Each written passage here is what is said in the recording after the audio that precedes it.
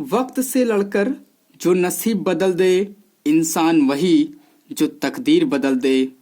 कल क्या होगा कभी मत सोचो, क्या पता कल वक्त खुद अपनी तस्वीर बदल दे, कल वक्त खुद अपनी तस्वीर बदल दे। जय हिंद साथियों, स्वागत है आप सभी का ग्लोबल मैथमेटिक्स क्लासेस पर। आज का यह वीडियो बायोलॉजी से संबंधित है और आज के इस वीडियो में हम लोग देखने वाले हैं कोशिका से एमसीक्यू सीरीज जो चल रहा था उसका पार्ट 2 होने वाला है आज। ठीक है, तो पार्ट 2 में 10 एमसीक्यू होगा, सब्जेक्ट बायोलॉजी और चैप्टर सेल। शुरू करते हैं पहले प्रश्न पर। पहले प्रश्न है, राइबोसोम चिपका होता है। ऑप्शन ए कोशिका झिल्ली पर, बी माइटोकॉन्ड्रिया पर, सी रसधानी पर या डी अंतःप्रद्रवी जालिका पर। इसका सही उत्तर होगा साथियों ऑप्शन डी, अंतःप्रद्रवी जालिका। इसी पर राइबोसोम चिपका होता है। ठीक है, बढ़ते हैं दूसरे प्रश्न की ओर। दूसरा प्रश्न है, 70S एंड 80S का संबंध है। ऑप्शन ए रसधानी से, बी राइबोसोम, सी लाइसोसोम और डी सेंट्रोसोम। सही उत्तर हो जाएगा option B, option B ribosome, ribosome से संबंधित है। ठीक बात है, आगे चलते हैं।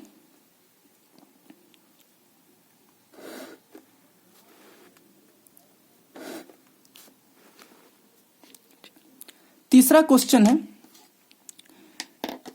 हाइड्रोलाइटिक एंजाइम किसमें पाया जाता है। हाइड्रोलाइटिक एंजाइम किसमें पाया जाता है। ऑप्शन ए माइटोकॉन्ड्रिया, बी केंद्रक, सी लाइसोसोम और डी राइबोसोम। सही उत्तर हो जाएगा ऑप्शन सी लाइसोसोम। लाइसोसोम में ही हाइड्रोलाइटिक एंजाइम पाया जाता है। ठीक बात है, चलिए आगे।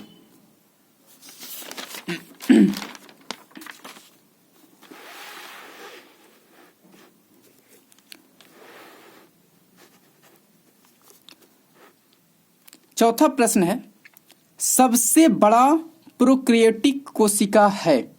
सबसे बड़ा प्रोकैरियोटिक कोशिका है।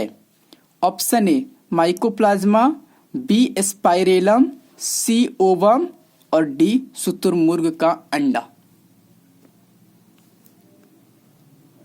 सही उत्तर हो जाएगा option B, option B spirillum सबसे बड़ा प्रोकैरियोटिक कोशिका है। ठीक है, छठा प्रश्न है, पांचवा प्रश्न है, सेल थ्योरी किसने दिया। सेल थ्योरी किसने दिया। Schwann, Schleiden. Option A Schwann, B Schleiden, C केवल A, D A B both. Schwann और स्लेडन दोनों ने यह थ्योरी दिया था, इसलिए ऑप्शन डी हो जाएगा, ए बी बोथ। दोनों ने दिया था इसलिए ऑप्शन ए बी दोनों हो जाएगा। ठीक बात है, चलिए छठा प्रश्न देखिए। छठा प्रश्न है, सबसे पहले कोशिका विभाजन होता है। किसमें होता है भाई। ऑप्शन देखिए, केंद्रक में, माइटोकॉन्ड्रिया में, कोशिका झिल्ली में और रसधानी में। सही उत्तर हो जाएगा केंद्रक, यानी ऑप्शन ए। केंद्रक में ही सबसे पहले विभाजन होता है, उसके बाद कोशिका का विभाजन होता है। तो पूछा है सबसे पहले, तो केंद्रक हो जाएगा। ठीक बात है।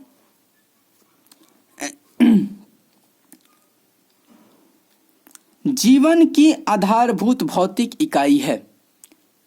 जीवन की आधारभूत भौतिक इकाई है। जीवन की आधारभूत भौतिक इकाई है। क्या है? ऑप्शन ए कोशिका, बी केंद्रक, सी जीव द्रव्य या डी ए बी बोथ। कोशिका तो बिल्कुल नहीं है। अगर ये नहीं हुआ तो ये भी खत्म। तो इसका सही उत्तर हो जाएगा ऑप्शन सी, जीव द्रव्य को आधारभूत भौतिक इकाई कहते हैं। ठीक है, जीवन की इकाई भले कोशिका है, लेकिन जीवन की आधारभूत भौतिक इकाई बोले तो जीव द्रव्य सही उत्तर हो जाएगा। ठीक है, बढ़ते हैं अगले प्रश्न की ओर।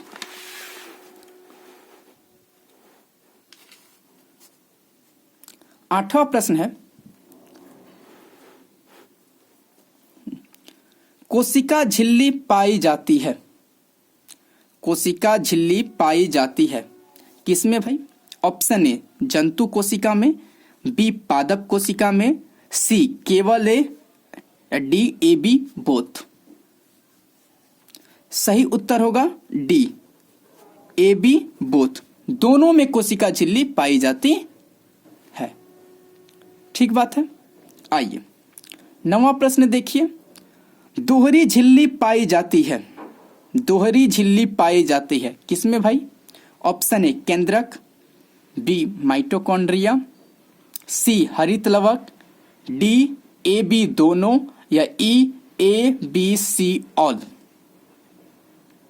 जानकारी के लिए बता दूं दोस्तों, ये तीनों में दोहरी झिल्ली पाई जाती है, केंद्रक, माइटोकॉन्ड्रिया, हरित लवक।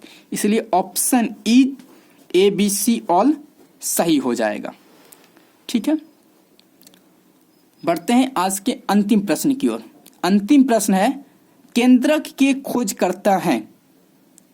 Option A Robert Brown, B Waldeyer, C Carlsberg या डी जोहानसन। सही उत्तर होगा option A Robert Brown. Robert Brown जो है केंद्रक के खोजकर्ता है। साथियों 10 प्रश्न कंप्लीट हो गए। उम्मीद करते हैं आपको यह वीडियो बहुत अच्छा लगा होगा।